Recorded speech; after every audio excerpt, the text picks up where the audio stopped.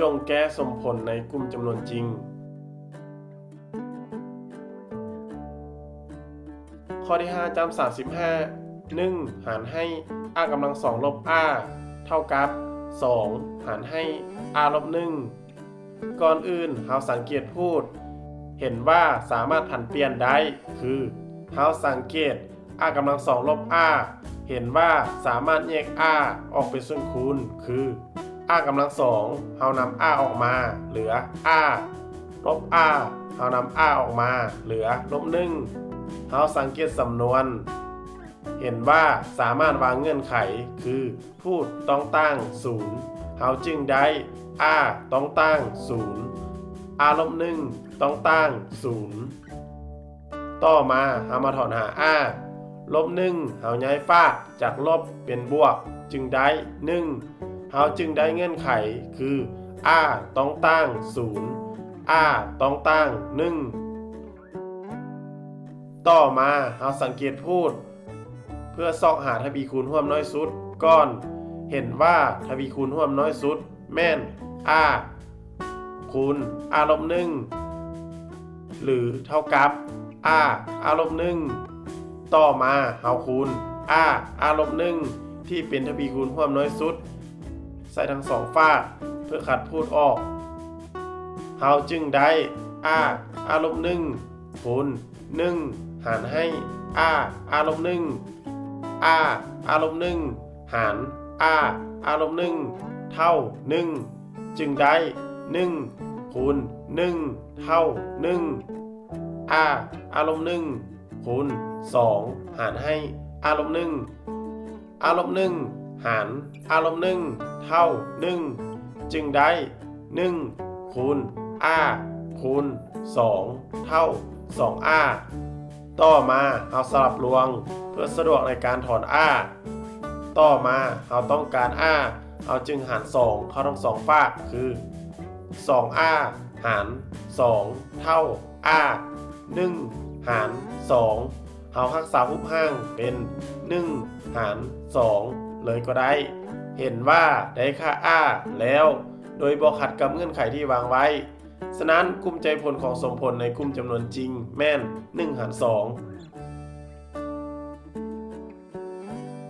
ข้อที่5จำ36 1หารให้ r กำลัง2บวก r เท่ากับ3หารให้ r บวก1ก่อนอื่นเราสังเกตพูดเห็นว่าสามารถผันเปลี่ยนได้คือเราสังเกต r กำลัง2บวก r เห็นว่าสามารถแยก r ออกเป็นส่วนคูณคือ r กำลัง2เรานำ r ออกมาเหลือ r บวก r เรานำ r ออกมาเหลือบวก1เราสังเกตสำนวนเห็นว่าสามารถวางเงื่อนไขคือพูดต้องตั้ง0เราจึงได้ r ต้องตั้ง0 r บวก1ต้องตั้ง0ต่อมาเรามาถอนหา r บวก1เราย้ายฝากจากบวกเป็นลบจึงได้ลบ1เราจึงได้เงื่อนไขคือ r ต้องตั้งลบ1 r ต้องตั้ง0ต่อมาเราสังเกตพูดเพื่อซอกหาทวีคูณร่วมน้อยสุดก่อนเห็นว่าทวีคูณร่วมน้อยสุดแม่น r คูณ r บวก1หรือเท่ากับ r บวก1ต่อมาเราสามารถคูณ r บวก1ที่เป็นทวีคูณร่วมน้อยสุดใส่ทั้งสองฝากเพื่อขัดพูดออกเราจึงได้ r บวก1คูณ1หารให้ r บวก1 r บวก1หาร r บวก1เท่า1จึงได้1คูณ1เท่า1 r บวก1คูณ3หารให้ r บวก1 r บวก1หาร r บวก1เท่า1จึงได้1คูณ r คูณ3เท่า3r ต่อมาเราสลับรวงเพื่อสะดวกในการถอน r ต่อมาเราต้องการ r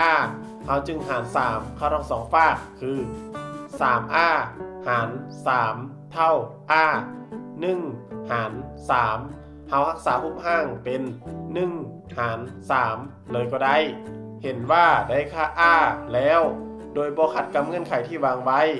ฉะนั้นกลุ่มใจผลของสมผลในกลุ่มจำนวนจริงแม่น1/3 ถ้าคิดว่าวิดีโอนี้เป็นประโยชน์กรุณากดไลค์ กดแชร์ และกดติดตาม